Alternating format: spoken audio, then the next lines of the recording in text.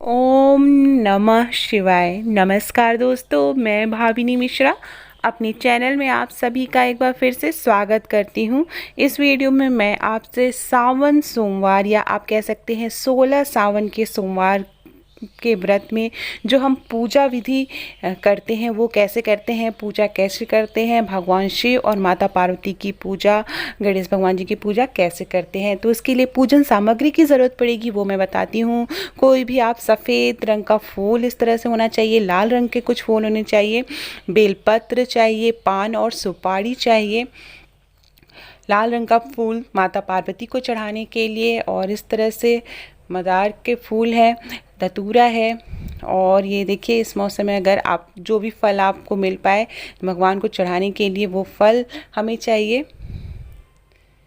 समी के पत्ते की ज़रूरत पड़ती है, और ये बेलपत्र 5, 7, 11 इस तरह से बेलपत्र चढ़ाए जाते हैं। तो धतूरे का अगर आपको पत्ती मिल पाए तो वो सारी चीज़ें, भगवान शिव को जो पसंद है वो सारी चीज़ें हम अर्पित करेंगे। पीले रंग का वस्त्र चढ़ाएंगे।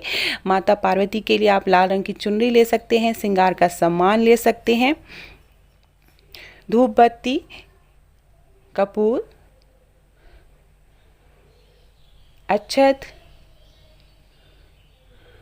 लौंग, इलायची, कपूर, तिल का तेल या आप देसी घी भी ले सकते हैं, बाती, मीठा कोई चीज़ आप अपने हाथों से अगर बना के ला पाते हैं, या लड्डू प्रसाद आप जो भोग लगाना चाहते हैं, धूप बत्ती, अगरबत्ती, माचिस। तो ये सारी चीज़ है।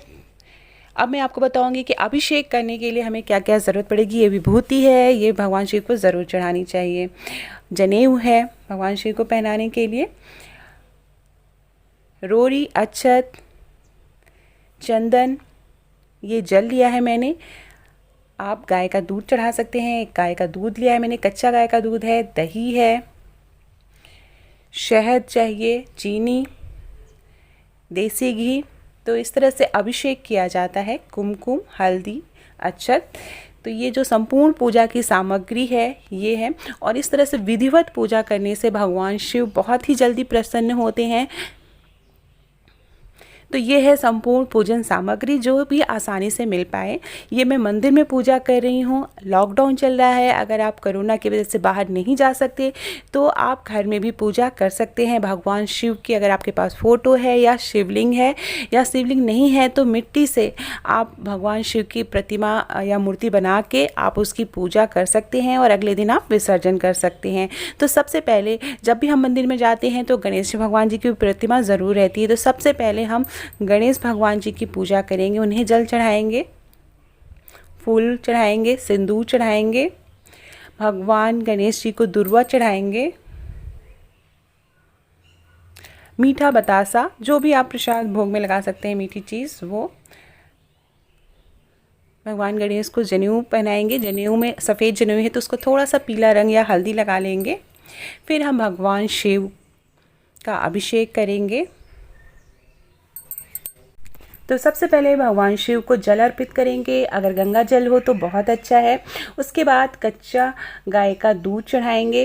तो बहुत से लोग पैकेट ले जाके ही चढ़ा देते हैं, लेकिन पैकेट में भी अगर आप गाय का दूध आपको मिल पाए, काऊ मिल्क कह के आता है, तो आप वो अर्पित करेंगे।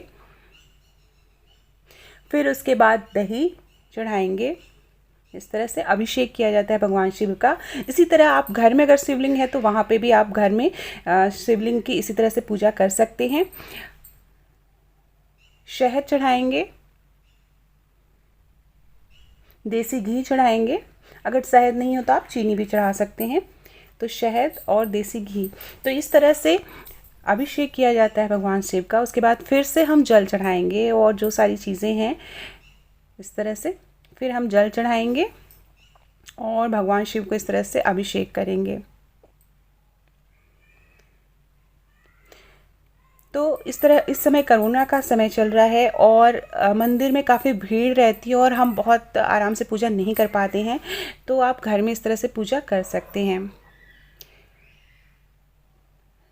नंदी भगवान को जल चढ़ाएंगे, माता पार्वती को जल चढ़ाएंगे। उसके बाद हम कुमकुम लगाएंगे। तो ओम लिख सकते हैं, आप चंदन लगा सकते हैं, और विभूति बहुत चढ़ाना ज़रूरी होता है भगवान शिव को।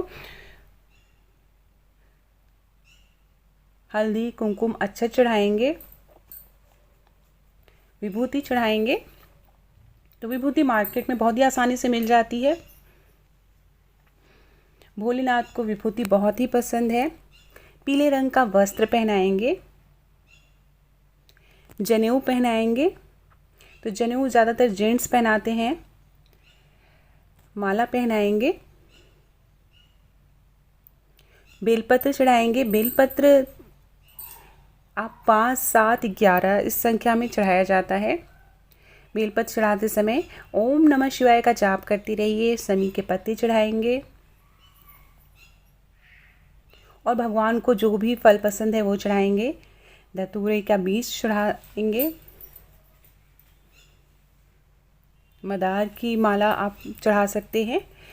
तो जो भी चीज़ें आसानी से मिल जाएं, भगवान शिव को जो पसंद है वो सारी चीज़ें हम चढ़ाते हैं। कोई भी मीठी वस्तु आप चढ़ा सकते हैं। जैसे मैंने बतासे चढ़ाए हैं, आप कुछ भी हाथ से बना के आप पेड़े चढ़ा सकते हैं, हाथ से बने हुए। पान के पत्ते में एक सुपारी और लौंग और इलायची रख के चढ़ाएंगे। तो घर में बहुत ही इत्मीनान से आप पूजा कर सकते हैं। शिवलिंग नहीं है तो आप मिट्टी की शिवलिंग बना सकते हैं और साथ में गणेश भगवान जी और माँ पार्वती को भी आप मिट्टी से बना के उनकी पूजा कर सकते हैं। अब माँ पार्वती की पूजा करेंगे। सभी सुहागिन महिलाओं को माँ पार्वती की पूजा साथ में ज़रूर करनी चाहिए। तो माँ पार्वती को सिंदूर चढ़ाएंगे, फूल चढ़ाएंगे। लाल रंग का फूल अगर हो माँ पार्वती के लिए तो वो बहुत अच्छा है। कुमकुम, हल्दी, लाल रंग की चुनरी पहनाएंगे। श्रृंगार का सामान चढ़ाएंगे। श्रृंगार का सामान अगर आपके पास नहीं है तो आप बिंदी और चूड़ी ज़रूर चढ़ाएं। प्रसाद लगाएंगे, भोग लगाएंगे। फिर मंदिर में नंदी भगवान जी उनकी पूजा करेंगे। बहुत से लोग कार्तिकेय भगवान की पूजा साथ में नहीं करते हैं, लेकिन मंदिर में गणेश भगवान जी, माँ पार्वती और कार्तिकेय जी और नंदी साथ में ज़रूर रहते हैं। तो सभी की पूजा करते हैं हम। फल फूल चढ़ाएंगे, जो भी फल इस मौसम में आपको आसानी से मिल पाए। धूप बत्ती जलाएंगे और दिया जलाएंगे। दिया जलाकर ओम जय शिव ओमकारा की आरती करेंगे और साथ में सोमवार व्रत कथा ज़रूर पढ़ेंगे। तो सोमवार व्रत कथा का वीडियो मैं डाल दूँगी, आप वहाँ से व्रत कथा ले सकते हैं। आरती करेंगे।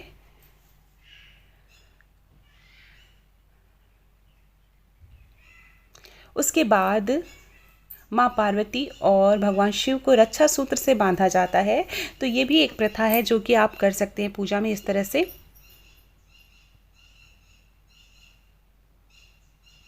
इस तरह से तो इस तरह से भगवान शिव की पूजा करेंगे, हाथ जोड़ेंगे, क्षमा प्रार्थना करेंगे।